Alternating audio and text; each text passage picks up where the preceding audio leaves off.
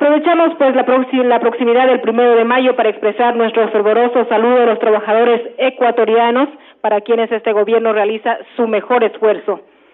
Bueno, para esta cadena radial Machi Presidente contamos con la presencia de 3 periodistas: Augusto Báez, delegado de AER de Imbabura y Radioactiva. Tenemos también la presencia de Gonzalo Díaz, director de Radio Ilumán, y de Yolanda León, presidenta de la Federación Nacional de Periodistas del Ecuador, FENAPE. Bien, señor presidente, entonces le vamos a dar la palabra para que pueda saludar al pueblo de Imbabura. Xinacpicunan, Rimangarao, Saludangarajun, Yucanchi, Machi, presidente. Compañeros, compañeras, un gran abrazo a los presentes y a los que nos escuchan a través de la radio. Hatun saludami, Machicuna. Estamos en tierra también indígena, quichua hablante, estamos en tierra de artesanos, de artistas. Es increíble la cantidad de talento que existe en tan poco territorio.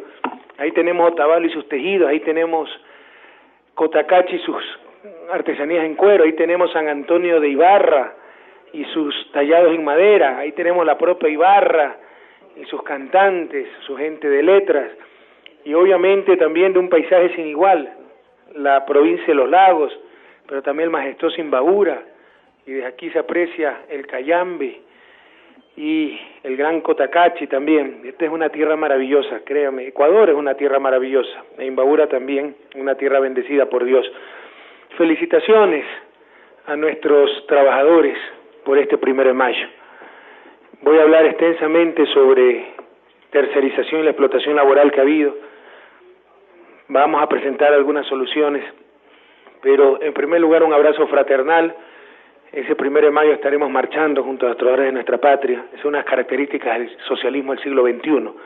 Para nosotros el trabajo no es un medio más de producción, es el fin mismo de la producción.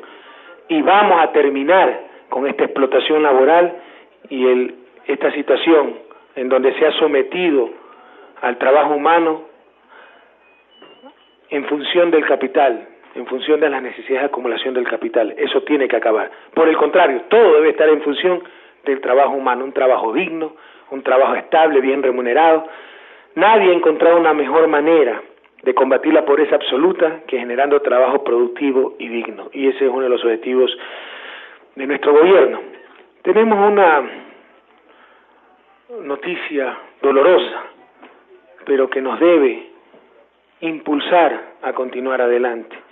El día jueves, cuando yo me encontraba en el oriente, por eso en Amazonía, recién me enteré ayer de noche de esto, se ha asesinado a la directora de la penitenciaría o del Centro de Rehabilitación Social del Litoral, la compañera Soledad Rodríguez. Me cuentan que era una mujer extraordinaria, muy comprometida con esta lucha por recuperar la patria. Ha caído en manos de sicarios mandados por las mafias que controlan el crimen organizado, que controla la penitenciaría o el Centro de Rehabilitación Social, y la provincia del Guayas, yo diría, que controlan gran parte del Ecuador.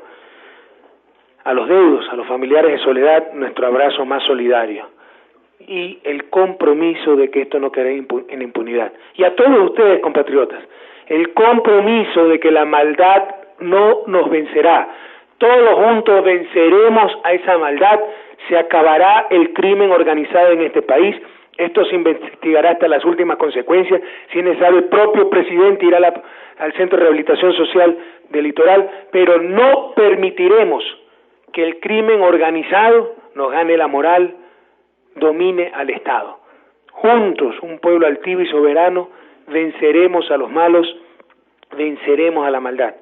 Compañera Soledad, tu sacrificio, tu ejemplo no serán en vano, nos inspiran para salir adelante. Yo sé que para tus familiares esto que digo es apenas una consolación ante tanto dolor. Un abrazo a sus hijos, un abrazo a toda su familia, pero al menos que sepan que este sacrificio de Soledad no quedará en impunidad y nos inspirará para vencer la maldad que quiere instaurarse en este país.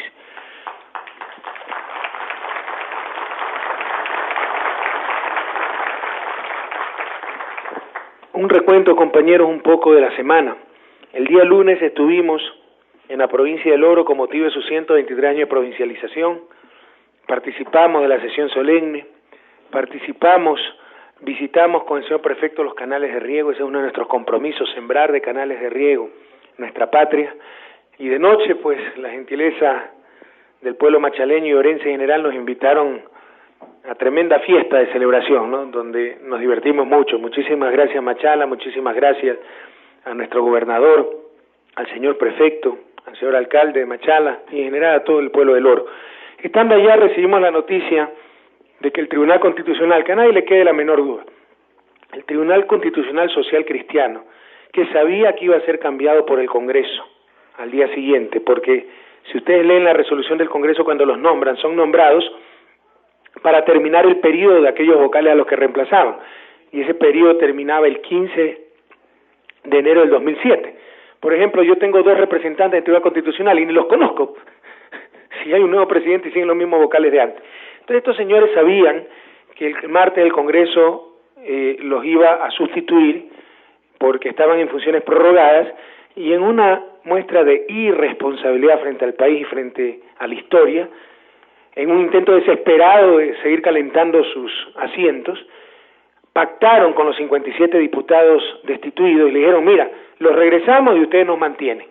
Entonces, en un intento desesperado, créame, el lunes de mañana se reúne la sala del Tribunal Constitucional que trataba el caso, sin la firma de uno de los vocales, el doctor Viterio Olvera, en forma ilegal, lo pasa al Pleno del Tribunal Constitucional, pese a que el reglamento interno del Tribunal Constitucional dice que después de 48 horas se reunirá el Pleno a tratar los casos que envíen las diferentes salas. Ese mismo rato se reúne el Pleno y analiza un informe de casi 40 hojas. Y entre gallo y medianoche resuelven restituir a los diputados destituidos. En todo caso, además de todos los procedimientos irrespetados, todavía no está ejecutoriada. Por favor, que tenga claro el país, que tenga clara la prensa para que sepa orientar. Eso no está ejecutoriado, no es que el presidente ha desacatado la resolución del máximo tribunal del país a nivel constitucional. Sencillamente no ha sido ejecutoriada, porque para ejecutoriarse la resolución del Tribunal Constitucional tiene primero que comunicarse al Tribunal Supremo Electoral. Este puede pedir ampliación, como de hecho lo ha pedido, y habrá que esperar la respuesta a esa ampliación. Hoy, que han sido destituidos estos señores, habrá que esperar los reemplazos para que resuelvan sobre la ampliación o declaren la nulidad de lo actuado por el anterior tribunal. Pero aquí no hay desacato, no hay nada de eso, que dicen ya están restituidos y es el gobierno el que no los deja reintegrarse. Por favor, señores. O sea, hay una resolución del tribunal que todavía no está ejecutoriada, que se ha impugnado, se ha pedido la ampliación y habrá que esperar que termine todo este proceso para que se ejecutoríe, anule, amplíe lo que sea correspondiente a esa situación.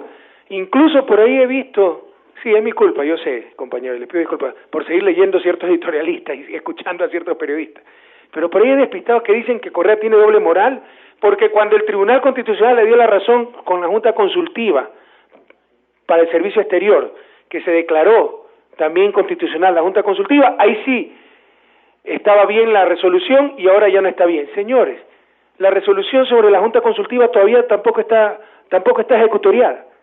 Yo tengo todavía que mandar las propuestas de embajadores a la Junta Consultiva para que me los califique, porque precisamente se pidió una ampliación. Entonces, por Dios, sobre todo estos editorialistas, pseudoanalistas, periodistas de televisión, piensen, investiguen antes de hablar. Estamos actuando con total coherencia. Se resolvió que la Junta Consultiva, que califica los nombramientos de embajadores del presidente, era inconstitucional. Se pidió una ampliación, por eso no está ejecutoriada todavía esa resolución. En el caso de restitución de los diputados o de los exdiputados, se ha pedido una ampliación, todavía no está ejecutoriada. Exactamente la misma situación jurídica. Aquí no hay doble moral, aquí no hay inconsistencia, esto no lo van a encontrar en nuestro gobierno, porque somos un gobierno claro, transparente, de manos limpias, no somos gente corrupta ni de doble moral. El día martes hicimos el lanzamiento del Plan Ecuador, una respuesta de paz, justicia y equidad al Plan Colombia de violencia, de guerra, de armas, militarismo, etcétera. Este plan busca, en varios ejes, atender a las regiones fronterizas para disminuir la violencia estructural y atender adecuadamente a las centenas de miles de hermanos colombianos que vienen huyendo del conflicto colombiano. Nosotros no los vamos a rechazar, por el contrario, los vamos a apoyar. Si pedimos que en Murcia, en Valencia, en Madrid, en Barcelona, en Milán, en Génova, en Roma, en Nápoles, en Nueva York, New Jersey, en Miami, en Los Ángeles, se trate adecuadamente a nuestros hermanos y hermanas que han tenido que salir del país en esa tragedia nacional llamada migración, tenemos que actuar de igual manera con la gente que busca como refugio nuestra patria. Así que hermanos y hermanas colombianos, colombianas, bienvenidos al Ecuador, y el Plan Ecuador buscará tratarlos como se merecen. Para el gobierno ecuatoriano no existe tal cosa como seres humanos ilegales, eso no existe. Entonces, jamás trataremos a la gente que busca nuestro país como refugio como ilegales, y por el contrario, lucharemos a nivel mundial para que haya libre tránsito de personas, así como busca el neoliberalismo y la globalización, libre tránsito de comercio, libre tránsito de capitales. ¿Por qué no libre tránsito de personas, señores? ¿Dónde está la diferencia? ¿Cuál es la diferencia? Que con la movilidad de capitales, movilidad de comercio, ahí sí gana el primer mundo. Con la libertad de personas piensan que van a disminuir sus privilegios. Eso es todo. Y por eso caen en inconsistencia de liberalizar todo, menos el tránsito de personas. Y esa es la mayor, tal vez, inconsistencia del neoliberalismo y de la globalización neoliberal. Entonces está en marcha ese Plan Ecuador, que tendrá un presupuesto inicial de más de $100 millones para desarrollar la frontera norte, y esperamos conseguir mucho más con ayuda de la comunidad internacional. También nos reunimos con miembros de la Asamblea de la Sociedad Civil de Colombia, que rechazan las políticas del presidente Uribe, que rechazan la guerra, y que buscan una conciencia regional para tratar de solucionar el problema colombiano, que sin querer entrometernos en asuntos internos de un país, sinceramente creemos que no tiene solución militar, sino solución política, solución negociada. El día miércoles, a las 6 de la mañana, tuvimos una reunión de trabajo en la Superintendencia de Bancos.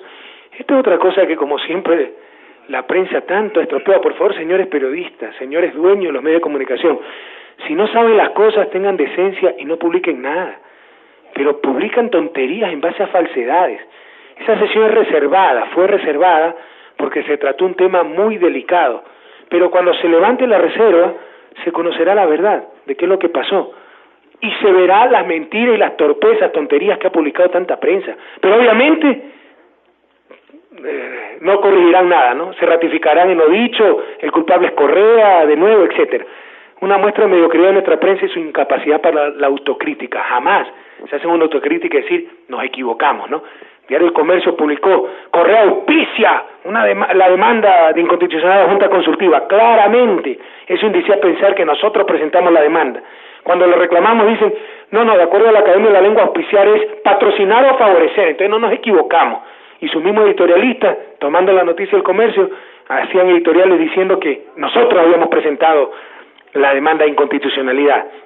Entonces, qué incapacidad para autocrítica, qué incapacidad para reconocer sus errores. Pero bueno, con todo eso hay que vivir.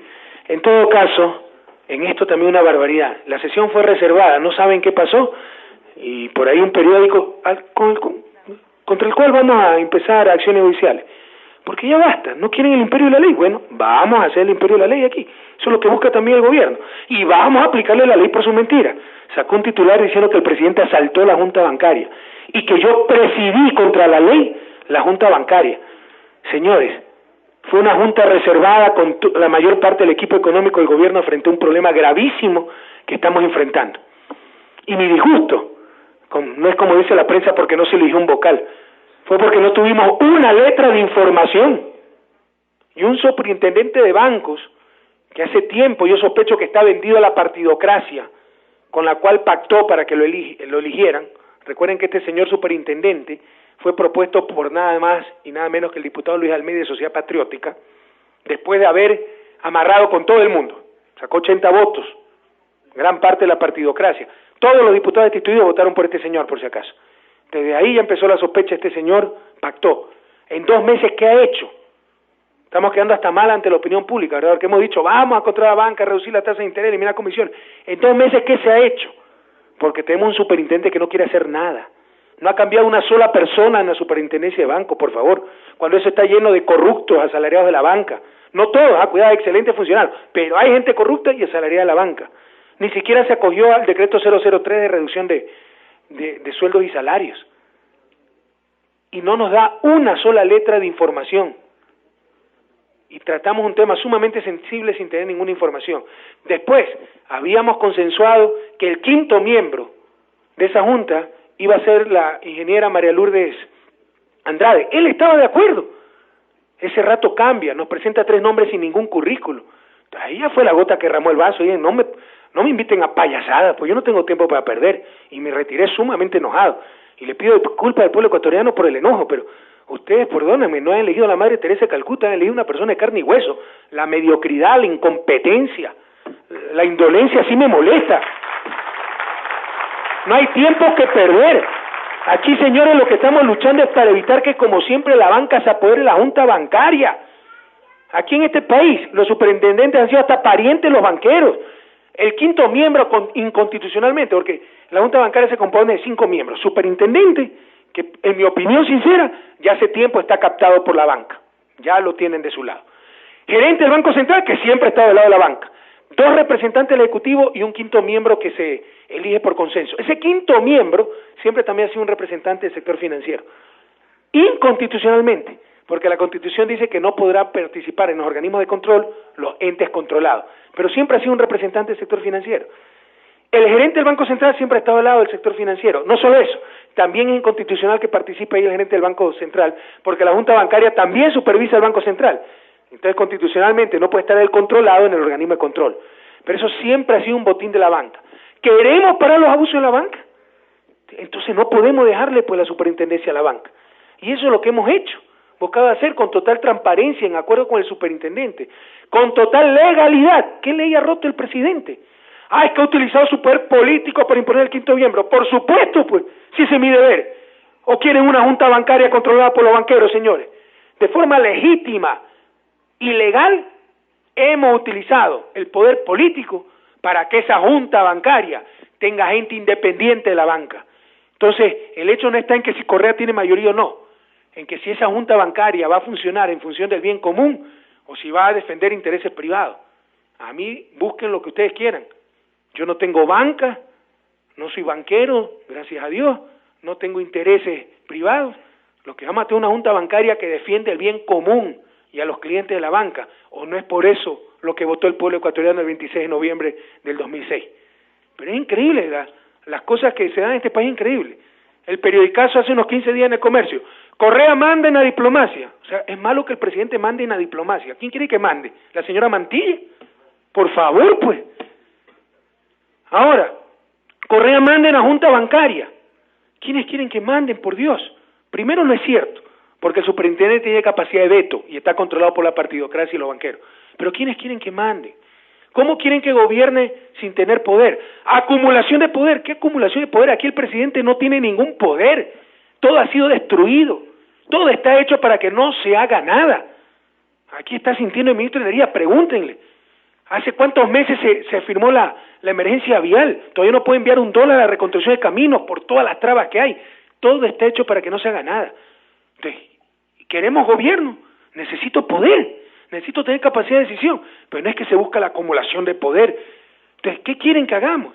Que nos crucemos de brazos y sigamos viendo cómo la junta bancaria se la apoderan los banqueros, cómo la diplomacia la maneja la burocracia media de Cancillería, o algunos pelucones de Quito y Guayaquil. De Quito, porque en Guayaquil solo hay 2 embajadores. Ya basta, pues. Por favor, prensa, tenga un poco de inteligencia, de sentido común, de sentido de patria. O sea, ¿cómo desorientan, no? Es malo que el presidente tenga poder. ¿En qué lugar del mundo el presidente no tiene poder, señores? No, es que con ese poder va a usar. Juzguen ustedes. Juzguen ustedes si va a poner delincuentes de embajadores o gente que va a trabajar por nuestros migrantes, que va a tratar de vender las cosas en nuestro país, etcétera. Juzguen ustedes si en la junta bancaria yo lo que voy a defender a los banqueros, o voy a hacerles que se eliminen las comisiones, que se reduzcan las tasas de interés, que traigan la plata que tienen fuera, que asignen mejor el crédito, etcétera. Eso lo va a hacer la opinión pública, pero para gobernar necesito instrumentos, pues. Si no, ¿cómo hago? Y más aún, es mi deber y mi derecho defender que esas instituciones claves para el país sean tomadas por los grupos de poder. La Junta Bancaria siempre ha sido una sucursal de la banca. Con este gobierno altivo y soberano, eso se acabó. Eso es lo que tiene trompudos algunos, ¿verdad? Pero que me diga esa prensa que tanta tontería ha publicado. Sí, yo he roto media ley. Si el presidente de la República, que tiene 2 representantes en la Junta Bancaria, no tiene todo el derecho de estar como testigo de honor en una junta, más encima cuando se está tratando un problema sumamente importante para el país, que no lo podemos revelar todavía. Dígame si no es legítimo aquello, evitar que los banqueros se tomen nuevamente la Junta Bancaria, porque por eso votó el pueblo ecuatoriano, para acabar en este país con los abusos de sectores como el sector financiero y otros sectores más que están acostumbrados a hacer lo que les dé la gana. Entonces, señores,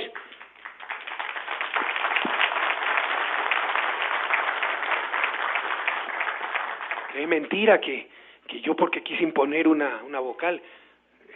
Ahí hubo 2 testigos y ellos, cuando se pueda revelar toda la información, podrán decirle verdaderamente lo que pasó, pero les insisto, me ratifico, ahí hay un superintendente que no tiene la más mínima voluntad de hacer nada, en 2 meses no se ha hecho absolutamente nada y no vamos a permitir que el pueblo ecuatoriano una vez más sea estafado. Ahora, el gobierno nacional tiene mayoría en la Junta y utilizaremos esa mayoría para respetar el mandato del 26 de noviembre del 2006, que entre otras cosas fue poner en orden una banca chulquera que nos ha quebrado y que fue causante del salvataje del año 99 y 2000, compañeros. Ese día miércoles también nos reunimos con familiares del menor Paul Guanuña. Estamos luchando para que nunca más haya estas situaciones en el país. Un joven que fue capturado por un patrullero de la policía y apareció muerto. Nuestra total solidaridad con la familia Guanuña. Dentro de esta desgracia algo satisfactorio, el propio señor Guanuña ha reconocido que en este gobierno ha encontrado todas las facilidades, que las cosas han marchado rápido. Se espera el dictamen fiscal que legalmente tiene 90 días y recién va por los 70 días, pero reconoció que se han abierto todas las puertas y siempre será así. Pero lo más importante no es que estas cosas se sancionen. Lo más importante no es que estas cosas se sancionen, lo más importante es que estas cosas nunca vuelvan a ocurrir porque tengamos algún día una policía capacitada que respete a ultranza los derechos humanos, etcétera. También se presentó el programa, el Plan Socio País para los Jóvenes, fue un acto muy bonito, donde se presentaron los créditos para los jóvenes, el crédito para los hijos de beneficiarios del Bono de Desarrollo Humano para que puedan seguir estudiando en la universidad, crédito para microempresas, crédito para proyectos de investigación, etcétera. Es un programa bastante complejo. El jueves viajamos a la Amazonía, uno de los viajes más fascinantes que hemos realizado. Fuimos a verificar in situ los daños dejados por la transnacional Texaco en sus 30 años de operación. Por supuesto, como es tercer mundo, boten nomás la basura, ¿no? Que se mueran esta gente. En el primer mundo, por esto, hace tiempo estuvieran presos estos señores. Créanme que da indignación, iracundia, ver cómo nos han tratado. Ahí están las piscinas abiertas. Ustedes, en algunas piscinas de que han hecho remediación ambiental, han hecho poner tierra encima. Ustedes cavan un agujero de menos de 1 metro y sacan brea. Nuestros campesinos siembran ahí, imagínense lo tóxicos que son los frutos. El agua huele a gasolina de toda la contaminación que existe. En este gabinete vamos a planificar todo un plan integral para reubicar a esas personas, al igual que se está haciendo con la emergencia de Tungurahua. Es un caso absolutamente análogo. Darles nuevas viviendas, tierras para que ya no vivan en esos sectores contaminados. En todo caso, no quisiéramos pensar que solo porque se trata de vidas, de naturaleza del tercer mundo no importamos. Si una transnacional hubiera hecho esto en el primer mundo, el derrame, lo que ha dejado Texaco en Amazonía es 30 veces más grande que el derrame del Exxon Valdez que ocurrió hace algunos años en Alaska, Estados Unidos, y fue un escándalo mundial, ¿verdad? No quisiéramos pensar que algo 30 veces más grave no es escándalo solo porque está envenenando y matando a gente del tercer mundo, a gente de países pobres. En todo caso, lastimosamente también ha habido complicidad de ecuatorianos en estos actos. Ahí tienen la Chevron Texaco, los abogados Vendepatria defendiéndola, aquellos que por unos cuantos dólares son capaces de vender alma, patria, familia, etcétera. Y también tenemos gente en Petroecuador. En el 98 se firmó un acta diciendo que todo estaba remediado, cuando ni siquiera se habían cubierto muchas de las piscinas. Hago un llamado cordial al señor fiscal general de la Nación.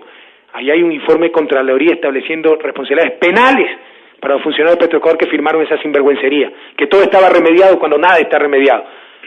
que para que dé trámite esa causa y se inicien los juicios penales contra estos corruptos y vendepatria, que pese a que la contaminación estaba a la vista, dijeron que todo estaba remediado.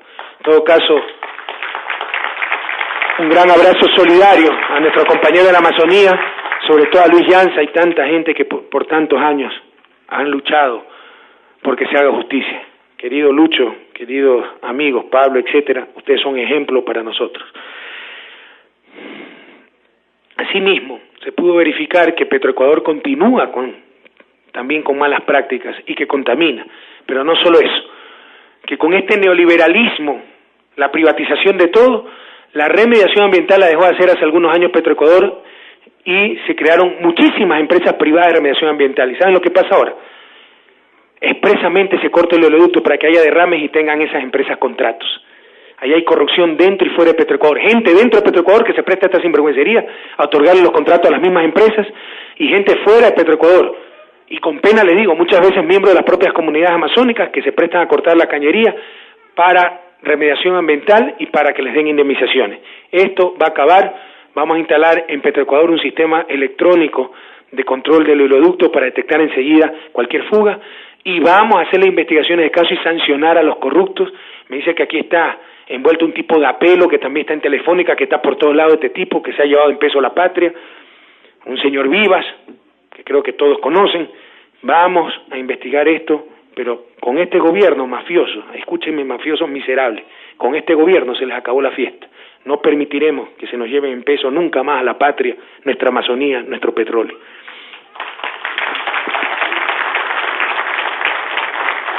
Muchos de estos mafiosos se llaman empresarios, por si acaso.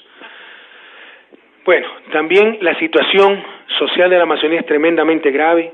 Hay contradicciones intolerables. 40 años de esa Amazonía ha salido la riqueza nacional, y la Amazonía sigue siendo de lejos la región con mayor incidencia de pobreza. ¿Cómo explicar eso? El abandono, la indolencia y que contamina. Pero no solo eso, que con este neoliberalismo, la privatización de todo, la remediación ambiental la dejó de hacer hace algunos años Petroecuador. Con vergüenza tengo que decir, ya se le han dado claras instrucciones a Carlos Pareja. La petrolera estatal Petroecuador lo que hace es contratar tercerizadoras, pero buscando, cuando no hay corrupción, buscando cuál le da el más bajo precio, pero sin importarle cómo trata a los trabajadores. Y pese a que, escúchenme bien, la tercerización es un contrato mercantil, se le paga una comisión a la empresa tercerizadora, pero si se contrata $1.000 por trabajador, esos $1.000 deberían llegar íntegros al trabajador. Pese a eso, se está estafando a los trabajadores. Se paga $1.000 por trabajador y al trabajador le llega apenas $400, y los otros 600 se los embolsica la tercerizadora. Eso va a acabar, compañeros. Estamos cerrando las tercerizadoras ilegales. Se le ha dado claras disposiciones a Petroecuador que de ahora en adelante en la contratación no solo vean cuál tercerizadora le vende más barato, sino que verifiquen cómo tratan a sus empleados esas tercerizadoras. Si son esas tercerizadoras sinvergüenza que cambian de nombre cada mes, si son de esas tercerizadoras que se cogen la plata de los trabajadores, etcétera, para acabar con esta explotación laboral. La Asamblea Nacional Constituyente, queridos compañeros, es la gran oportunidad para reformar y, si es posible, de una vez eliminar esta tercerización laboral que tanto daño han hecho, que tanto ha atentado contra los derechos de los trabajadores, pero también para limitar la contratación colectiva pública que tanto abuso ha creado, porque Petroecuador no puede contratar a esa gente porque el contrato colectivo dice que exactamente 5 años de estabilidad, una serie de beneficios que hace que sea insostenible presupuestariamente contratarlo. Entonces, hay que poner limitaciones a la contratación pública colectiva, por favor. Todo el mundo nosotros estamos de acuerdo con los derechos de los trabajadores, pero es claro que la contratación pública colectiva ha servido para defender abuso de los trabajadores, y eso nos perjudica a todos y no lo podemos permitir. Entonces estamos luchando con ellos para defender los derechos de los trabajadores. Nos vamos a reunir con las petroleras privadas para que sean corresponsables, verifiquen qué clase de tercerizadoras contratan y no contraten esas tercerizadoras chimbas que explotan a sus trabajadores, que cambian mes a mes de razón social para eludir obligaciones patronales, etcétera. Por último, mientras llega a la Asamblea y se resuelve definitivamente el problema de la tercerización laboral, hacemos un llamado a los compañeros tercerizados: organícense todos juntos, los 200 trabajadores de una tercerizadora, y hagan su propia tercerizadora. Van a tener todo el apoyo del Ministerio de Trabajo y la orden directa a Petroecuador petroleras privadas contraten estas tercerizadoras formadas por los propios trabajadores. Entonces, compañeros, una forma de evitar la explotación laboral hasta que llegue a la Asamblea Constituyente y podamos reformar profundamente esa ley de tercerización es: formen sus propias tercerizadoras. En eso tienen todo el apoyo del Gobierno Nacional, todo el apoyo del Ministerio de Trabajo, y la orden expresa a Petroecuador que dé prioridad a esa clase de empresas.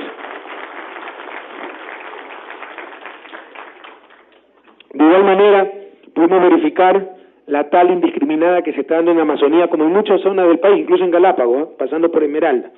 Esto se acabó, compañeros.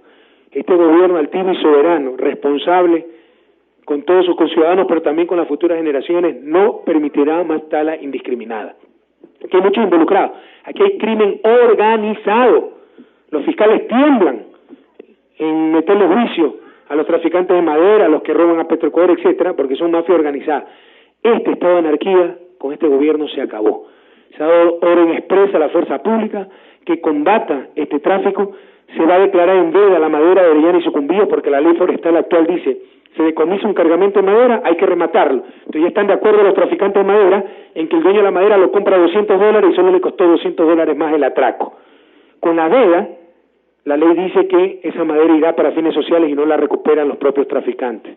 Entonces, la fuerza pública, la Fuerza Armada y la policía tienen instrucciones claras de no dejar pasar medio camión más de madera. Esto por lo pronto en Orellana y Sucumbíos. También tenemos que tratar el problema de Esmeraldas, donde hay un problema de oferta y demanda, también en Orellana y Sucumbíos.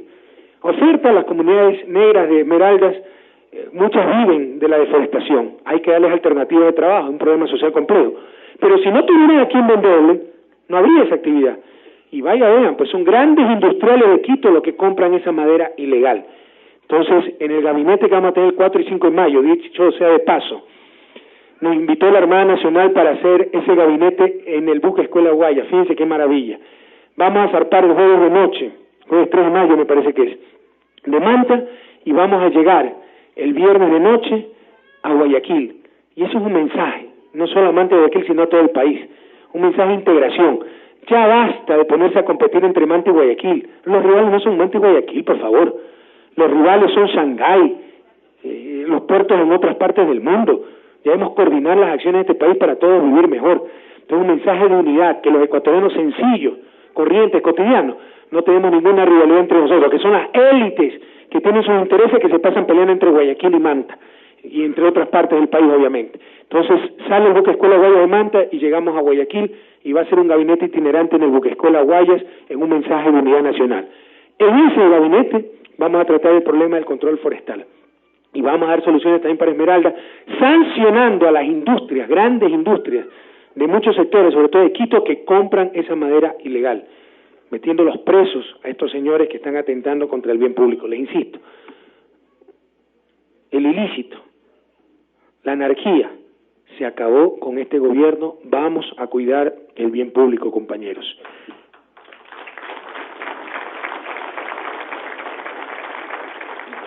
De igual manera, ese crimen organizado, ha organizado, perdón la redundancia, robos sistemáticos a Petroecuador y otras petroleras. Diariamente se asaltan un promedio de 3 pozos petroleros. Se roban los cables y se los va a vender a Lago Agrio y a otras ciudades. Y es tan descarado el asunto que ustedes pueden ver ferreterías en Lago Agrio que dicen se compra cobre. No hay cobre en la zona, pero es el cobre de los cables robados. O van y se lo venden de nuevo a Petroecuador. Esa sinvergüencería se acabó. Ahí tienen un problema grave las autoridades de control, o más bien la fuerza pública. Me dice la policía, me dice la autoridad forestal, me dicen los militares que presentan la denuncia y la fiscalía no hace nada. 2 explicaciones: o hay corrupción o hay miedo de que les pase algo. Por eso el día de ayer, apenas llegué a la Amazonía, he hablado con el doctor Germán, fiscal general de la Nación, que me ha prestado todo su apoyo y colaboración, y dice que va a enviar fiscales de Quito para que traten esos casos, pero mafiosos de la Amazonía, les repito, se les acabó la fiesta. Se acabó la impunidad, los robos a Petroecuador, el tráfico de madera será sancionado con todo el rigor de la ley. Sabemos, la postergación, se les ha dicho que ha vivido la Amazonía, las injusticias. Eso explica la desesperación de esa gente y el recurrir a medidas de hecho ante la indolencia de las autoridades, pero no justifica esto. Por eso también, con todo cariño, compañeros de Amazonía, les digo, No permitiremos más medidas de hecho en Amazonía, por legítimas que fuesen. Ahora se han acostumbrado, compañeros de Amazonía, tomarse el pozo, acaban de tomarse el pozo Bermejo, los tercerizados, perjudicados por una empresa tercerizadora. ¿Qué tiene que ver la petrolera? Bueno, puede ser que tenga algo de responsabilidad, pero recuerden que ahí recibe una participación del Estado, y nos perjudicamos todos. El bloque 18 estuvo tomado 4 semanas, reclamando $300.000. ¿Saben cuánto nos costó esa para? $20 millones. Y eso no lo podemos permitir. Así que, compañeros, entendemos su desesperación, entendemos la postergación de la Amazonía, estamos haciendo lo posible y lo imposible para remediarlo. Estamos haciendo planes integrales de desarrollo amazónico, se va a reformar la ley 010, se creó el Consejo Nacional de Desarrollo Amazónico, etcétera, pero no permitiremos una sola medida de hecho más. La disposición está dada, los gobernadores y la fuerza pública ni siquiera tienen que consultar al presidente, pozo que es tomado, pozo que es desalojado y juicio penal para los dirigentes. No podemos continuar con la ley de la selva, la ley del más fuerte, la anarquía, y aunque hay mucha gente cuyas peticiones son legítimas, aunque los medios ilegítimos por lo que están haciendo, por lo que están utilizando, también hay mafias que se han acostumbrado a vivir de esto. Y esas mafias, les digo señores, a algunos pseudos dirigentes, ustedes no se imaginan las comunicaciones que algunas veces llegan a la presidencia. Se reúne la asamblea de ni siquiera organización y le dicen al gobierno que prohíben la actividad petrolera y que para pasar por los caminos van a tener que pagar tanto y que si quieren contratar debe ser con tal empresa. O sea, ni siquiera están defendiendo el medio ambiente, están defendiendo una empresa determinada porque son asalariados de esa empresa. Esa anarquía, señores, con este gobierno se acabó. Así que ahorrémonos todos problemas porque no, este gobierno, la mejor manera de no dialogar y no lograr nada con este gobierno es una medida de hecho. Una medida de hecho, se cerró el diálogo, compañero. Así que no pierdan tiempo y está la orden dada de que sin consultarle al presidente, pozo que es tomado, instalación petrolera que es cerrada, camino que es autorizado, enseguida la fuerza pública lo libere y sancione con todo el rigor de la ley a los culpables. Bien, compañeros, así un informe un poco extenso, pero también el viaje fue extenso. Tuvimos la oportunidad el día jueves de visitar Nuevo Rocafuerte, el confín de la patria. Un gran abrazo a nuestros compatriotas de allá y lo bien que nos recibieron. Un bagre de 250 libras, ¿se imaginan? Pescado gigantesco. Esa es otra de las atracciones que tiene nuestro país y ese sector de la patria. Yo no sabía que existían bagres de 250 libras. Me refiero a los pescados, Walter, no a otra clase de bagre. Ya sé cómo está, mira. Necesito bagre de 250 libras. En todo caso, una maravilla. Dormimos en el bloque 15, con mucho orgullo les digo, el bloque 15 en marcha de maravilla. Una felicitación a Wilson Pastor, director del bloque 15. Los agoreros del desastre de se va Oxy, esto va a ser un caos porque los ecuatorianos son muy inútiles. Se maneja mejor que con Oxy. Muchos procesos han mejorado.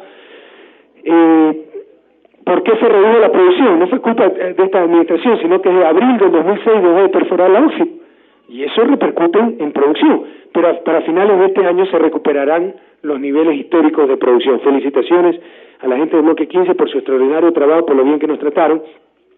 Visitamos también en el Coca la Brigada 19 de Selva Napo y felicitamos a las 9 subtenientes que acabaron el curso de Selva Tigres y que dentro de las operaciones capturaron a 9 guerrilleros. Escúchenme bien Ecuador, escúchenme bien Fuerzas Armadas, como se lo dice ahí. Este gobierno altivo y soberano no permitirá que nadie oye el suelo patrio, ni por aire, ni por el patrimonio del Ecuador, ni por aire, ni por agua, ni por tierra, y ya sean fuerzas irregulares o regulares, más aún del conflicto colombiano. Entonces se capturó a 9 guerrilleros de la FARC, han sido deportados. Felicitaciones sobre todo a las 9 subtenientes, 9 mujeres participaron más bien del operativo. Un gran abrazo, felicitaciones por su graduación. Después fuimos al campo de Ben Yuturi, que es parte del bloque 15, una maravilla, los controles electrónicos que vamos a implementar en Petroecuador, y visitamos los nuevos pozos que se están perforando, y una cosa muy interesante, también visitamos el campo Aucas de Petroecuador. Una cosa muy interesante, el tratamiento más moderno de desechos hidrocarburíferos, para que el impacto ambiental sea mínimo. Ustedes sí saben que hay bacterias que se comen el petróleo. Hay toda una biotecnología para esos residuos petroleros, se los mezcla con tierra, se meten las bacterias y esa tierra vuelve a ser productiva. Prácticamente desaparece el hidrocarburo. Y de esa forma se puede controlar 95 más de los desechos hidrocarburíferos y el impacto es tremendamente pequeño. Por supuesto, todavía hay unos químicos, etcétera, que no se degradan, eso se los pone en fosas de hormigón armado y se los cubre, pero una fosa 25 por 25, a eso se limitó el daño ambiental. Eso también está desarrollando Petroecuador, el bloque 15 ya es Petroecuador, hay la disposición directa, clara, de inmediatamente coordinar esfuerzos para generalizar esta tecnología, que nunca más los desechos hidrocarburíferos se los boten a los ríos, se los ponga en piscinas abiertas, con tanto daño como el que se ha causado con Chevron Texaco, por ejemplo. Y también aprovechamos el día viernes para visitar el cantón Putumayo, la capital, Puerto del Carmen, porque celebraba un aniversario más de cantonización. Así que un fuerte abrazo a la gente del cantón Putumayo y a Puerto del Carmen, en la unión del río San Miguel con el Putumayo, frontera con Colombia, compañeros. Y muchas gracias por la recepción que nos dieron. Y bien, obviamente después de regresar molidos, seguimos trabajando como hasta las 12 de la noche, compañeros, para que pues nos acusen los pelucones de siempre de autoritarios, dictadores. Lo que pasa es que estaba acostumbrado a gobiernos a ser mangoneados, a que ciertos periódicos les mandaban las órdenes, y sí señor, pero no sean malitos, no nos publiquen esto, publiquen lo que les dé la gana, ya nadie les cree. Gracias a Dios el pueblo ecuatoriano le cree a su gobierno, ¿verdad?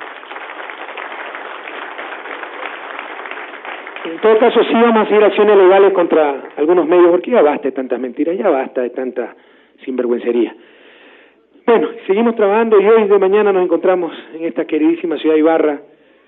De aquí nos vamos al desfile y a celebrar junto a todos los ibarreños y todos los imbabureños, tierra bendecida por Dios, la fiesta del retorno. Y es una hermosa analogía. Ibarra celebra la fiesta del retorno, cuando esa población pujante, esperanzada, retornó después de haber reconstruido la ciudad destruida por el terremoto del siglo XIX, retornó a esa ciudad reconstruida con el esfuerzo de sus habitantes. Hoy la patria también retorna. Hoy esa patria que estaba secuestrada por las élites, los grupos de poder, los grupos económicos, el crimen organizado, retorna a todas y todos los ecuatorianos y ecuatorianas. Felicitaciones, Ibarra querida, al igual que lo que celebran hoy día, el retorno, la patria retorna a las manos de todos y todas los ecuatorianos y ecuatorianas. ¡Viva Ibarra! ¡Viva la patria, compañeros! Bueno, ashkatarimashkan gemashi presidente, ashkatarimashkan, Guadalupe, Shukilla, Tupulangaita, Mica y Semanapi, Lugashka Mashi presidente. Digo que nos ha dado un informe de casi un mes, presidente, en esta semana.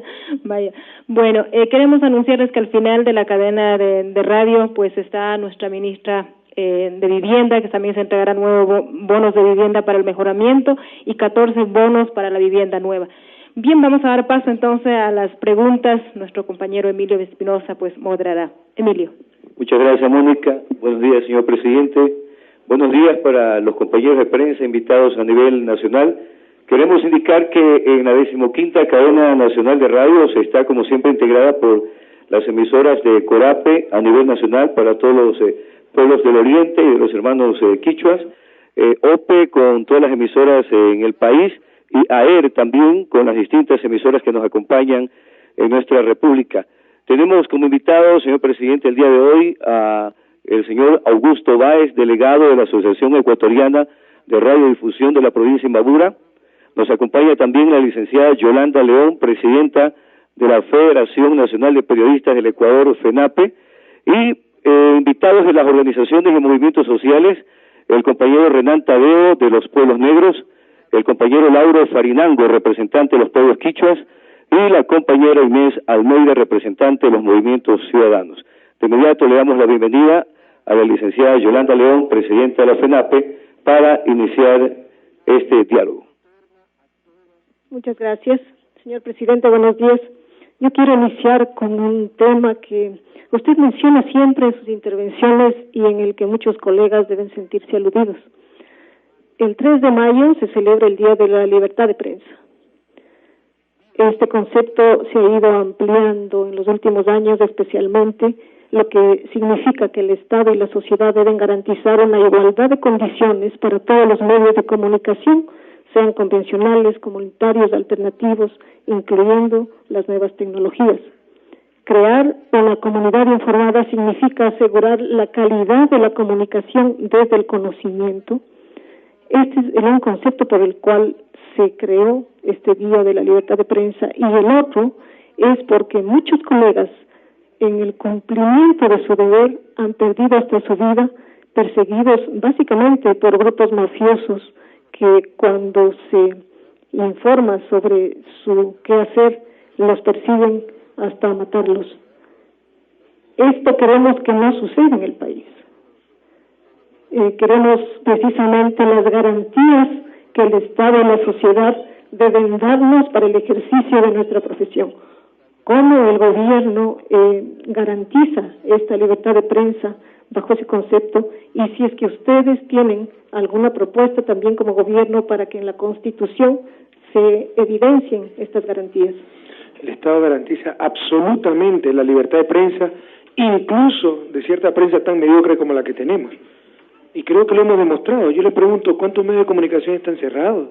¿Cuántos periodistas presos? Lo que pasa es que es chistoso, ¿no? Porque la prensa se rasga la vestidura defendiendo la libertad de expresión. Y ahora que este gobierno popular de la Revolución Ciudadana ha dado libertad de expresión a todos los ciudadanos, ahí sí se ponen bravos. Empezando por la libertad de expresión del ciudadano presidente. O sea, quieren que publiquen cualquier cosa y el presidente diga ya, sí, gracias, no, publiquen nomás. Entonces, lo que estoy ejerciendo es mi libertad de expresión. Entonces se ponen bravos, o sea, resulta que solamente ellos tienen libertad de expresión. Entonces, independientemente de esa inconsecuencia de la propia prensa, creo que el Ecuador no muestra absoluta tolerancia y libertad de prensa. Aquí todos los medios de comunicación están funcionando, se publica lo que sea, muchas veces barbaridades, ¿verdad? Que yo creo en mi derecho a rebatirlas, pero hay total libertad de prensa. ¿Qué pensamos hacer en el futuro? Sí creemos que se deben agilitar las medidas para que los ciudadanos comunes y corrientes que sean víctimas de malas informaciones tengan mecanismos para defenderse. O sea, aquí la prensa publica cualquier cosa. Alguna vez un editorialista dijo, y Correa se siente ni sé cuánto, escribió, porque está rodeado de esbirros y esbirras. Entonces todos mis secretarios, todos mis ministros son esbirros y esbirras. ¿Usted cree que...? Gracias amigos y amigas oyentes por estar en sintonía de Corape Satelital. Tuvimos una falla técnica, pero les damos a conocer que el presidente de la República ha dado a conocer en estos 45 minutos que lleva hablando con la prensa de la provincia de Imbabura respecto a sus actividades que ha desarrollado durante esta semana. Ha arremetido duramente contra la prensa nacional, que ha ido en contra de las gestiones gubernamentales y sobre todo en el área diplomática del presidente de la República, en donde supuestamente el Tribunal Constitucional favoreció al jefe de Estado al permitirle que tenga más del 20% de la cuota política o de la cuota diplomática, lo cual el presidente de la República ha rechazado esto, pues indicó que él no ha tenido nada que ver en esta situación. Simplemente el Tribunal Constitucional acató algo que era beneficioso para el país y sobre todo para su majestad como presidente de la República, quien debe dirigir el Estado y sobre todo trabajar con gente con el que él tenga mayor confianza y que beneficie a los migrantes en los diferentes países del mundo donde se encuentran millones de ecuatorianos, pues según el jefe de Estado, como lo da a conocer en cada cadena nacional, alrededor de 3 millones de ecuatorianos están fuera del país por culpa de los banqueros corruptos, anunció el presidente de la República, que en el año 99-2000 causaron la peor crisis ecuatoriana. Esta fue una crisis económica, una vez de que, como ha calificado el propio jefe de Estado, la banca ecuatoriana se ha convertido en chulquera, una vez de que prestan intereses muy altos el dinero a los ecuatorianos y ecuatorianas que así lo solicitan. Asimismo, el presidente de la República dio a conocer que él salió abruptamente de la reunión de la Superintendencia de Bancos el miércoles anterior debido a que el superintendente de bancos no habría presentado una agenda de trabajo que el jefe de Estado lo solicitó y que no se trató por ningún motivo el tema de la elección de la quinta miembro de la Junta Bancaria, que obviamente, según el presidente de la República, Rafael Correa Delgado, no tuvo que haber sido una persona que represente a la banca ecuatoriana como están acostumbrados a que se conforme esta Junta Bancaria, señaló Rafael Correa. Pues según Rafael Correa, la decisión de que se elija a Lourdes Andrade como la quinta miembro ya se llegó a un consenso en horas anteriores de esta reunión. y que desconoce por qué el presidente, o mejor dicho, el superintendente de bancos habría anunciado a la prensa nacional de que le estaría imponiendo el presidente de la República, Rafael Correa Delgado. Pues el jefe de Estado ha señalado que él busca una patria para todos los ecuatorianos y ecuatorianas y no una patria para los banqueros y empresarios del país. Vamos a retomar ya la información que está dando a conocer el presidente de la República, que según lo cuestionó alguna compañera de la provincia de Imbabura respecto por qué critica a los medios de comunicación.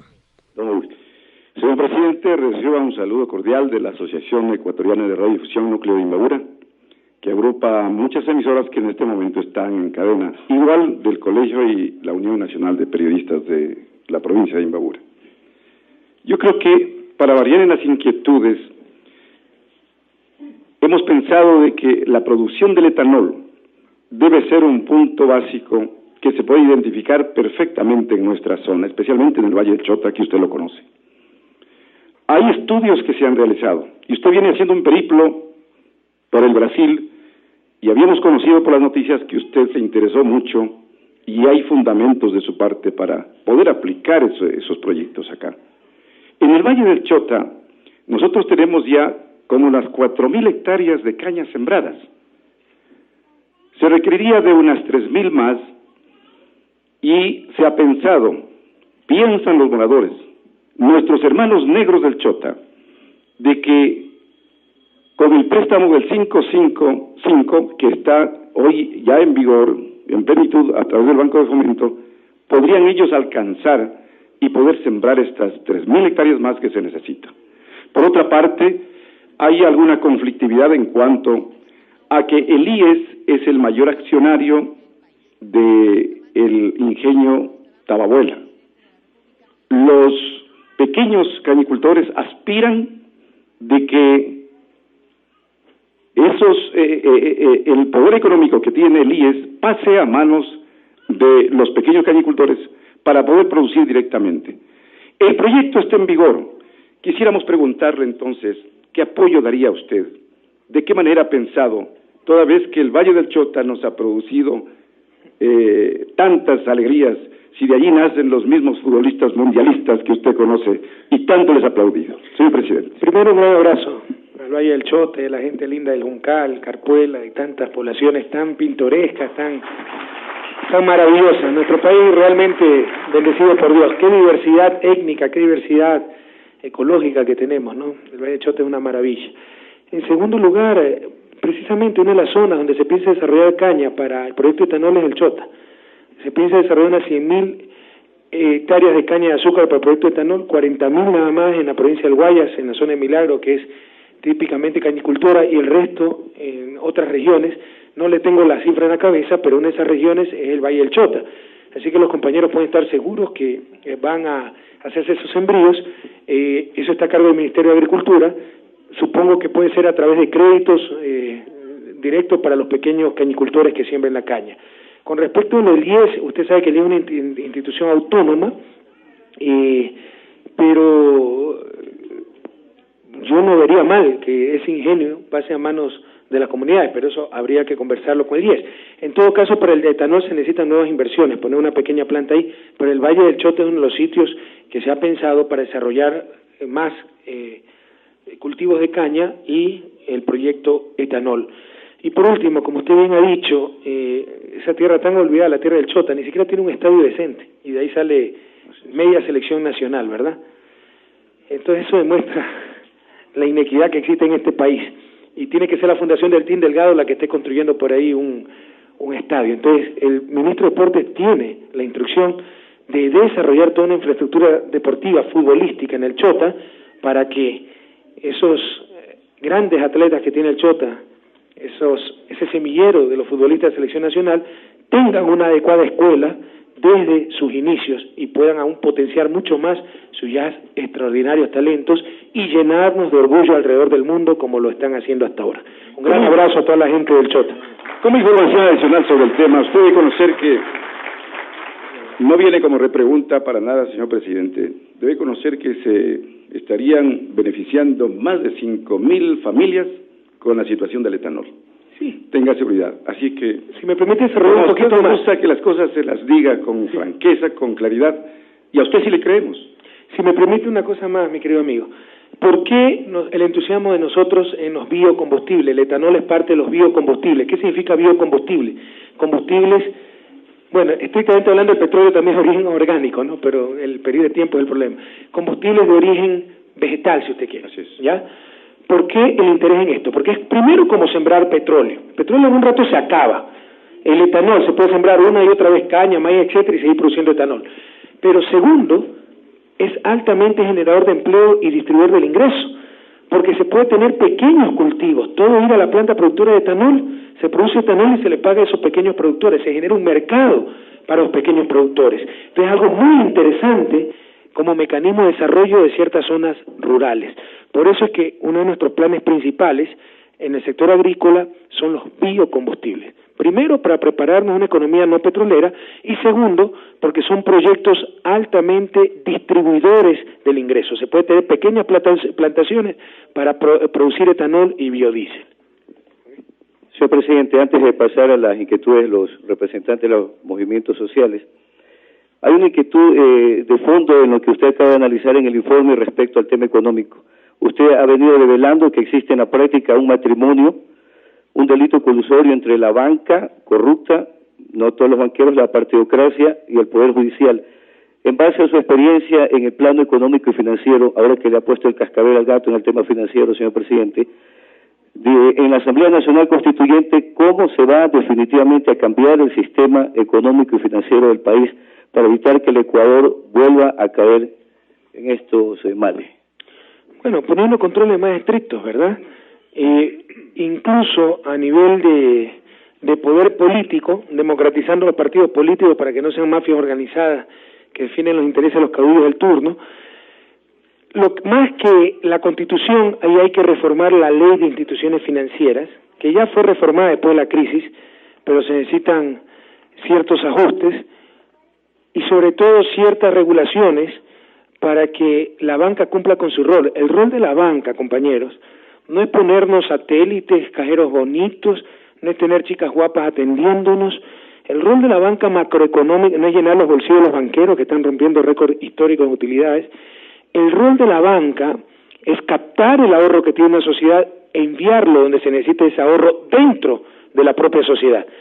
A ver, por ejemplo, si yo necesito un terrenito para sembrar, lo que decíamos, caña, ¿verdad? Si no hubiera sistema financiero y me cuesta $10,000 inversión, tengo que buscar quién tiene esos $10,000. Si lo encuentro, perfecto. ¿Cuál es la ventaja de todo un sistema financiero? Que hasta mi peor enemigo puede depositar los $10,000 en un banco y yo puedo prestar esos $10,000 sin que lo sepa. ¿Ya? Pero esa es la función del sistema financiero. Captar ahorro y con eso financiar la inversión dentro del propio país. Estos señores banqueros han confundido los roles y creen que es captar ahorro, llenarse los bolsillos prestando poco carísimo y mandando el resto a Miami, ¿verdad? A financiar a Estados Unidos. Entonces, más bien se necesita una reforma a la ley de instituciones financieras, más que a la Constitución. Ahora, la Asamblea Constituyente también nos puede servir para esas leyes, una especie de fast track, que rápidamente se aprueben proyectos de leyes fundamentales para mejorar la marcha del país y superar la larga y triste noche neoliberal. Entonces, probablemente con el Congreso actual no se logre la reforma de la ley de instituciones financieras, pero con la Asamblea sí. Pero más que, lo que quiero decir es que más que reformas constitucionales, en el caso de los bancos y de ese matrimonio incestuoso entre sector financiero, poder político y poder judicial, se necesitan reformas legales. Pero la rebaja de las tasas de interés sí va, presidente. Sí, pero también se necesita reforma legal ahí. Pero mientras tanto, con junta bancaria sí se puede, si es que es una junta bancaria que no está en control de los banqueros, sí se puede controlar comisiones y sí se puede hacer presión para que se reduzcan las tasas de interés. Pero para que sea contundente todo esto sí se necesitan reformas a las leyes e instituciones financieras. De inmediato damos la bienvenida al compañero Renan Tadeo, representante de los pueblos negros, con su inquietud. Señor presidente, antes permítame referirme al tema de etanol. Nosotros somos miembros de la Federación de Comunidades y Organizaciones Negras de Imbabura y Carchi y parte integrante de la Confederación Nacional de la Sociedad Civil Afroecuatoriana CENSCA. Nosotros no es que estamos opuestos al proyecto de etanol, pero creemos que si se va a dar ese proyecto, debe cambiar la tenencia de la tierra. Los afroecuatorianos en el Valle del Chota no tenemos más que 0.5 hectáreas por familia. Entonces ese proyecto no es que va a beneficiar directamente a la población afroecuatoriana. Es paradójico cuando uno está en una asamblea de los cañicultores, más de 400 pequeños cañicultores no hacen la mayoría de las acciones de este ingenio. Entonces nosotros creemos que para que esto se dé y beneficie fundamentalmente a la población afroecuatoriana es necesario que la reforma agraria se dé, es necesario que los afroecuatorianos podamos tener más tierra y de esa manera desarrollar el agro. Con respecto a la pregunta que quería hacer, nosotros los afroecuatorianos desde el siglo XVI estamos en este país. Sin embargo, los gobiernos nos han excluido, nos han invisibilizado, nos han marginado y nos han sumido en la pobreza.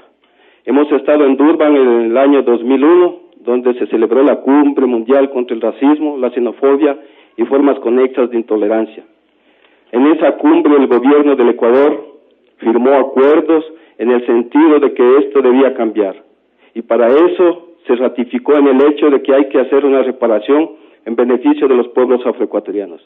No una reparación en términos económicos, sino una reparación en términos de educación, de salud, de vivienda, de tierra para el pueblo afroecuatoriano. Entonces creemos nosotros, y creemos también en la palabra de usted, señor presidente, que este gobierno realmente debe hacer honor a los compromisos que otros gobiernos ya lo han hecho. Imbabura es una de las provincias en cierne. Aquí estamos indígenas, estamos afroecuatorianos, estamos mestizos. Pero aún ahora, en este gobierno, si bien nosotros saludamos la presencia del ministro negro, el ministro de Educación, Antonio Preciado, el ministro de Cultura, Antonio Preciado, creemos que todavía hace falta. Aquí en Imbabura todavía no se ve esa diversificación étnica y cultural en las instituciones. No tenemos un solo afroecuatoriano en ninguna de las instituciones de aquí de Imbabura. Y finalmente, señor presidente, yo quiero decir que si es que el proyecto de etanol se da y creemos que realmente beneficie al pueblo afroecuatoriano, ahora tenemos un representante del pueblo afroecuatoriano en la CODAE, el antropólogo José Chalá. Creo que sería bueno que se coordinen las acciones con el antropólogo y finalmente se elabore un proyecto que vaya en beneficio de la población ecuatoriana. Señor presidente, muchas gracias por estar en Ibarra, en esta ciudad que también somos cofundadores los negros. Gracias, compañero. En muchas de las cosas que digo tiene toda razón, compañero. Y estamos yendo muy rápido, pero yo en 100 días de gobierno no puedo resolver todas las postergaciones e injusticias históricas que ha habido en este país. No solo el problema de los negros, el problema de los quichos de la Amazonía, el problema de los indígenas de la Sierra Central, cuántos grupos postergados. Uno de los mayores indicadores de progreso en una sociedad y de justicia social, pero de progreso en general, es lo que se llama la movilidad social. ¿Qué significa esto? Que independientemente de cómo se llame, qué color de piel tenga, etcétera, que si usted es capaz, tenga probabilidad de tener una vida digna, pues ser próspero, etcétera. Si es incompetente, tampoco veremos que sea la miseria, pero que no por un apellido, por contactos sociales, pueda tener lugares estelares cuando no está capacitado para eso. Bueno, ¿cuál es la probabilidad que la hija de la campesina de Guamote? ¿Cuál es la probabilidad que el hijo de un campesino afroecuatoriano del Chota, por inteligente que sea, por capaz, etcétera, tenga una vida próspera, tenga una vida con elementales satisfacciones materiales? No, probablemente va a ir a una escuela unidocente, donde ni el maestro sabe leer y escribir adecuadamente, y en consecuencia va a tener una pésima educación, probablemente tendrá que trabajar, no podrá seguir secundaria o no podrá seguir universidad, y se perpetúan las condiciones de pobreza. Por el contrario, por inútil que usted sea, si nació en cuna de oro, verá que lo meten en una escuelita que pagan $800, $1,000, y no están pagando por la instrucción académica, porque eso no vale, por buena que sea la escuelita. Le están pagando por los contactos, la intríngulis social, ¿verdad? Se gradúa, se casa bonito, y por inútil que sea, va a ser gerente de un banquito, va a tener una empresita, etcétera. En este país la movilidad social es prácticamente cero, y es uno de los grandes desafíos. ¿Y cómo se cambia eso? Dando oportunidades de educación, salud, crédito, con más democracia, que la gente participe, pero con cambio cultural también. Es decir, saber que todos somos iguales independientemente de nuestro color de piel, de cómo nos llamemos, etcétera. Pero usted ve que aquí hay clubes solamente para agrupar a ciertos apelliditos que están acostumbrados a mandarnos, ¿verdad? Y que reclaman ciertos diarios porque los embajadores que estamos proponiendo no tienen nombres pomposos o de los pelucones de Quito. Entonces, contra eso estamos luchando, pero en 100 días, compañero, no puedo cambiar 500 siglos de postergación. Sobre la reforma agraria, ese es un problema distinto al etanol. El proyecto de etanol es bueno. El problema que usted me está planteando es el problema de tenencia de tierra, que no es un problema de los afroecuatorianos, sino de los indígenas, etcétera. Un problema gravísimo que estamos enfrentándolo y se va a dar crédito para compra de tierras. Ya existe incluso el crédito para titularización, etcétera. Estamos luchando contra eso, pero le insisto, no es un problema del proyecto de etanol, es un proyecto de la estructura de tenencia de tierra. Cualquier proyecto agrícola que se quiera llevar a cabo se va a enfrentar a este problema de estructura de tenencia de tierra, que lo estamos enfrentando, ¿no? Vamos a dar crédito para que puedan adquirir más tierra, a crear cooperativas, asociatividad, etcétera, para tener mayores extensiones de terreno. Usted dice que durante muchos siglos los afroecuatorianos han sido invisibilizados, y tiene razón en parte, pero le insisto, en 100 días yo no puedo cambiar esto, pero estamos cambiándolo rápidamente, no totalmente, pero rápidamente. Por primera vez en la historia, un afroecuatoriano es ministro de Estado, el compañero poeta Antonio Preciado, y como un mensaje a Ecuador y al mundo, es ministro de Cultura, para que sepan la valía de la raza morena y toda la ilustración y cultura que tiene esta raza, de la cual nos sentimos orgullosos de tenerla en el país.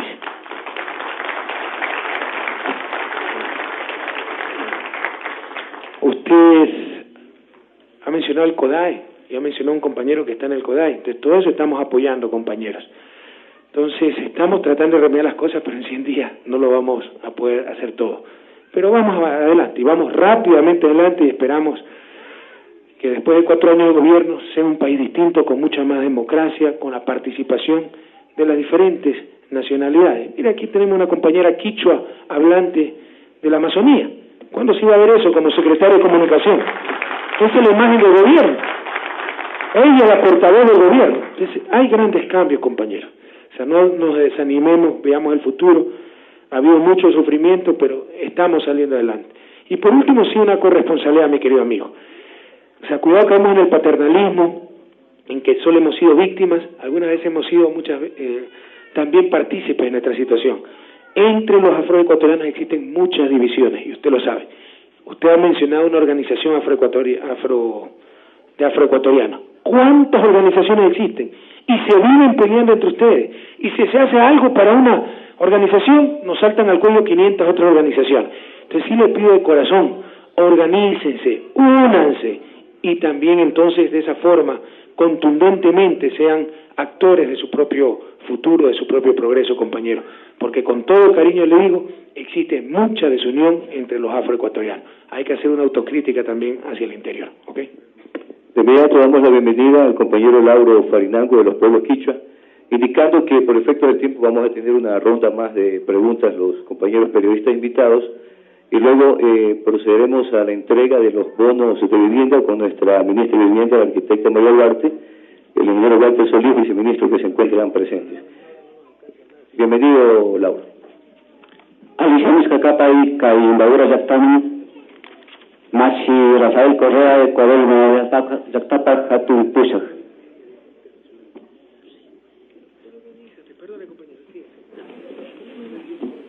Sí, por favor. Señor presidente, está bienvenido a la provincia de Imbabura. Quisiera saludar en nombre de los pueblos quichuas de acá del Cantón Ibarra en particular. Y la pregunta puntual es muy la siguiente. Nosotros a partir de 1990, el movimiento indígena del país ha venido planteando como primera vez en la historia la declaratoria de un Estado plurinacional y un reconocimiento a la presencia de la diversidad cultural, étnica, cultural y entre otros aspectos fundamentales que coexisten en la sociedad ecuatoriana. ¿Cuál va a ser su posición frente a este planteamiento que viene arrastrando el movimiento indígena desde una década atrás, por un lado? Por otro lado, pues también usted ha planteado, y estamos de acuerdo en esa situación, de que la futura Asamblea Nacional Constituyente debe haber una reforma a la estructura del Estado. Estamos de acuerdo en eso porque el Estado ecuatoriano, desde su fundación a partir de 1830, es un Estado colonial que mantiene sus estructuras hasta la presente. En ese sentido, nosotros aspiramos que esta Asamblea también, dentro de su planteamiento, cogemos la situación de la reforma a la estructura organizativa por un lado, pero por otro lado a la situación territorial del país. ¿Cuál va a ser la reforma territorial que se va a plantear en el país? Nosotros hemos estado planteando la situación de que los pueblos y nacionalidades y también las comarcas negras tengan sus espacios territoriales como las circunscripciones territoriales, en donde podamos desarrollar nuestras vivencias propias de administración de justicia, desarrollo comunitario, entre otros aspectos. Hasta ahí, señor presidente. Gracias, compañero. A ver, sobre lo primero, yo no tengo ningún problema en que el Estado ecuatoriano sea considerado plurinacional, porque de hecho lo es. Y en los hechos estamos mostrando eso, ¿no? Reconociendo a las diferentes nacionalidades, 14 nacionalidades que tiene el país. Sobre lo segundo, se necesita un reordenamiento territorial para efecto de mejorar la administración pública. No tenemos un proyecto definitivo, es algo muy difícil, tal vez lo más difícil que tendrá que enfrentar la Asamblea Nacional Constituyente, pero es claro que el sistema de parroquias, cantones y provincias que nos acompaña desde la independencia ha sido superado. Se necesita un nuevo ordenamiento territorial para ir a correctos sistemas de autonomía, descentralización y desconcentración. Eso se tiene que hacer. Que ese nuevo ordenamiento sea en función de las diferentes nacionalidades me parece tremendamente riesgoso, con todo respeto, compañero. O sea, hay que reconocer que el Estado ecuatoriano es plurinacional, pero que somos un solo Estado, no múltiples Estados dentro de un Estado. Y que somos también una gran nación, la nación ecuatoriana, donde hay diferencias, y eso nos enriquece, pero es mucho más lo que nos une que lo que nos separa, la historia, el idioma, religión, cultura, etcétera, o partes culturales de eso.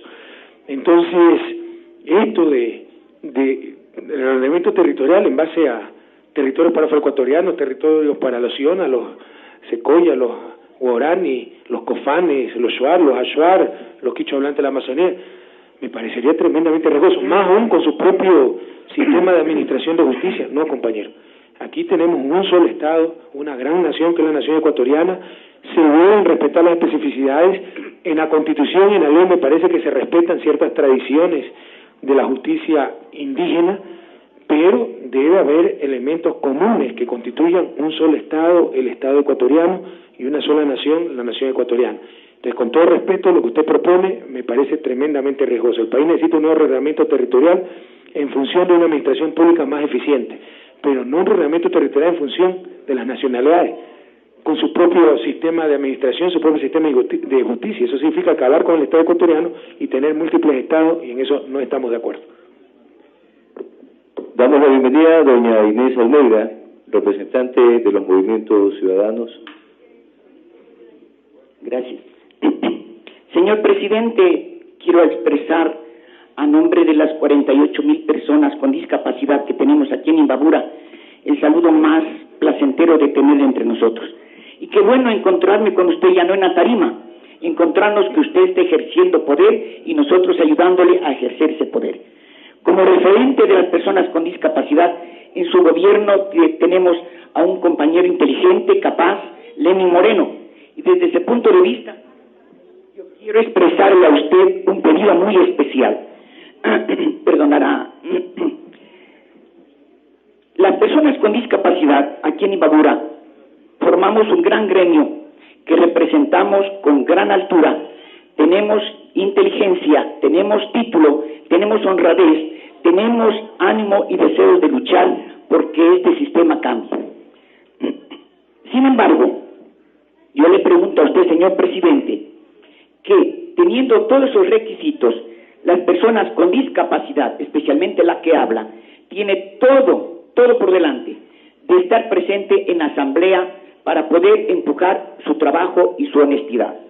Sin embargo, hay un pedido expreso ya del señor vicepresidente para que nosotros estemos allí en la asamblea. Hoy pido públicamente a usted, señor presidente y compañero Correa, de que este pedido se lo haga efectivo, toda vez desde que en la gobernación se bloquea esto y a las discapacidades se las margina y no se quiere dar validez y provecho de lo que nosotros aportamos. Tomando en cuenta que en la época de campaña nosotros fuimos uno de los soportes incondicionales y veraces para poder ser expulsado a un politiquero cuando nos quiso ultrajar y le costó la expulsión del partido. Recordará usted del PRIAN. Sin embargo, todavía tengo los recortes cuando tuve la oportunidad de hacer con usted esta gran campaña. Aparte de esto, señor presidente, las personas con discapacidad debemos estar dentro de la asamblea, porque solamente quien vive en carne propia, solamente quien hemos saboreado el dolor, podemos nosotros proponer cambios para tener una sociedad más justa y equitativa. Finalmente, señor presidente, quiero comprometerle, como le digo, su apoyo y su disposición para el efecto. Soy también portadora de la Federación de Centros Aiguay del Ecuador, quien están en un conflicto territorial, por lo cual expreso la siguiente pregunta. ¿Por qué la mencionada resolución que ha tomado arbitrariamente y no se ha considerado la participación y opinión de los Guay, tras lo cual nos hemos visto afectados y perjudicados?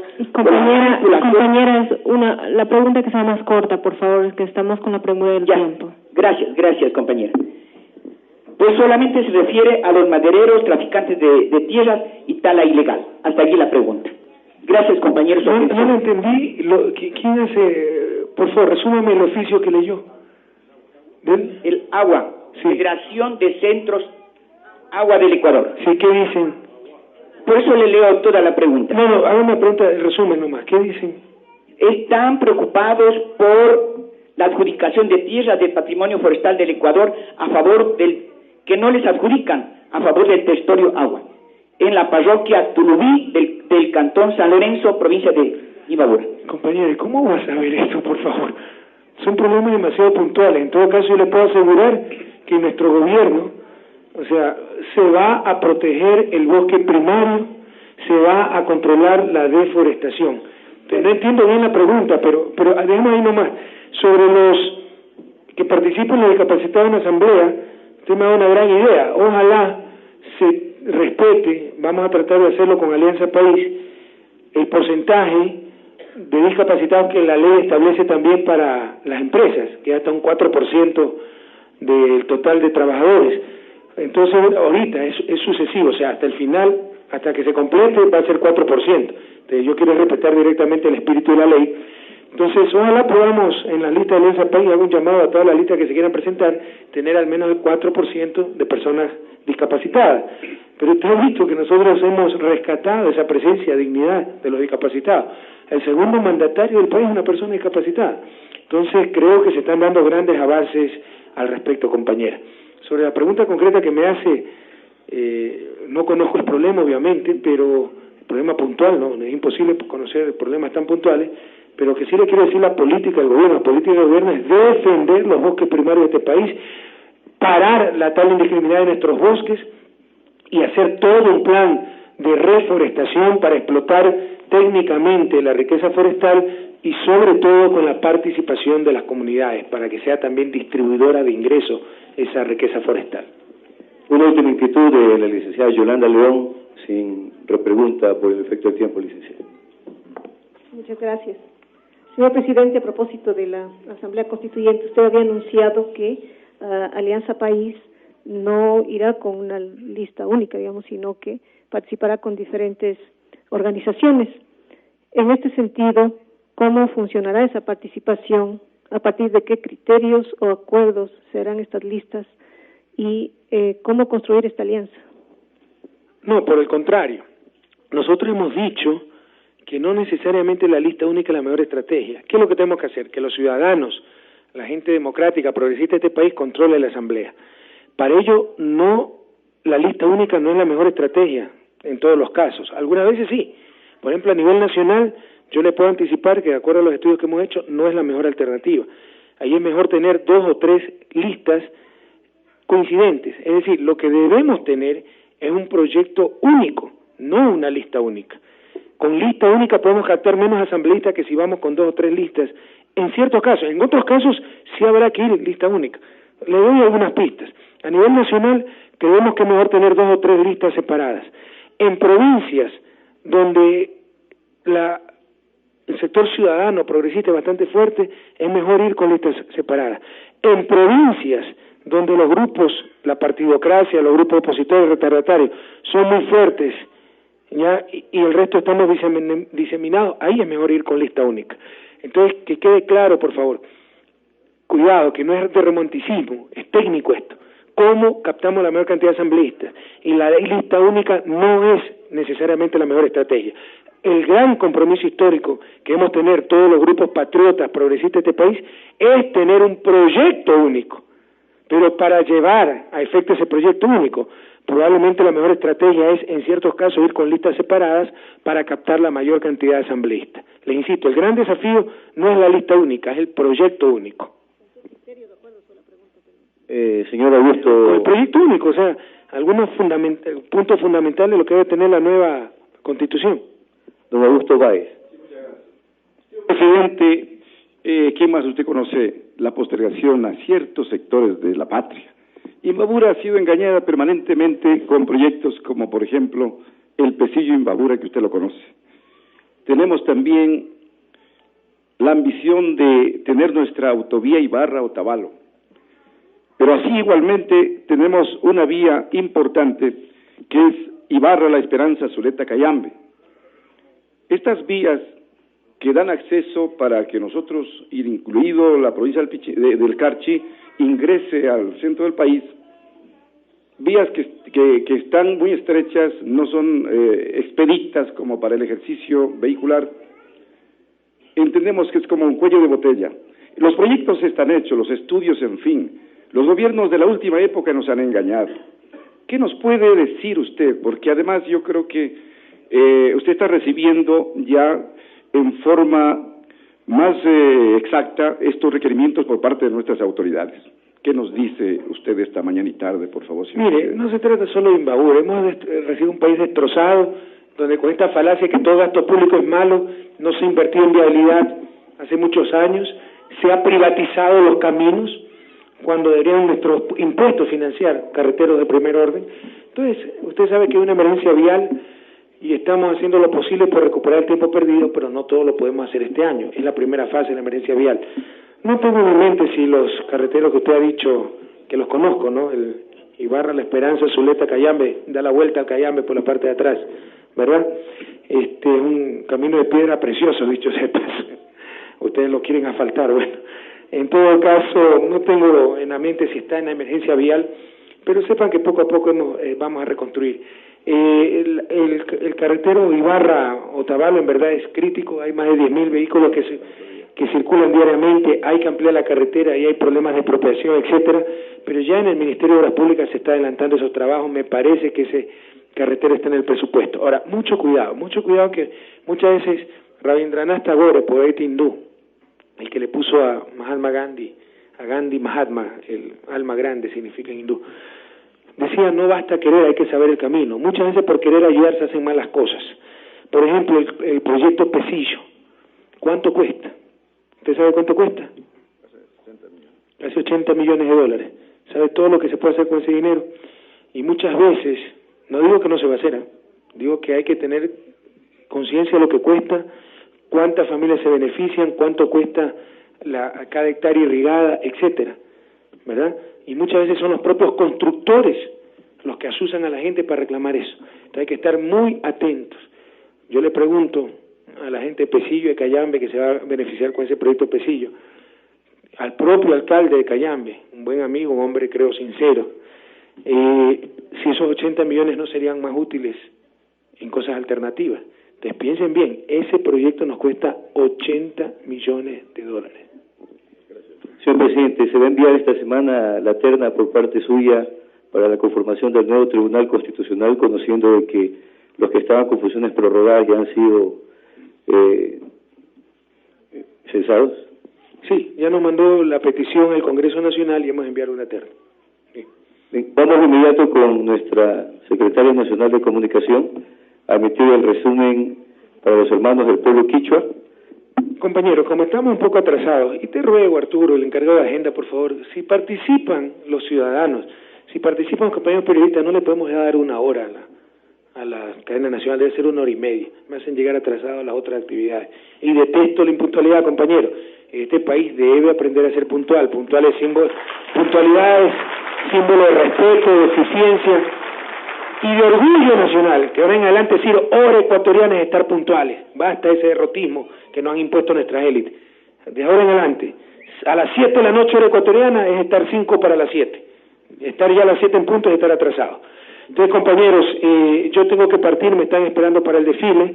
Entonces, un gran abrazo a todos nuestros hermanos y hermanas que nos escuchan y que la patria sigue. Marchamos a todo vapor, son 100 días de gobierno vertiginosos. Se me escapó decirles que se expulsó al representante del Banco Mundial del Ecuador. Esta burocracia internacional nos trata como colonia. Cuando fui ministro de Economía, nos negaron un préstamo por reformar una ley nacional. Señores, se acabó. Nosotros no somos colonia de nadie y le vamos a enseñar a respetar a nuestro país. En todo caso, el país crece en dignidad, en soberanía, en obra física, en empleo, en reconstrucción de la economía nacional, en cuidado de nuestro medio ambiente, y todos juntos seguiremos sacando adelante a la patria. Hasta la victoria siempre, compatriotas.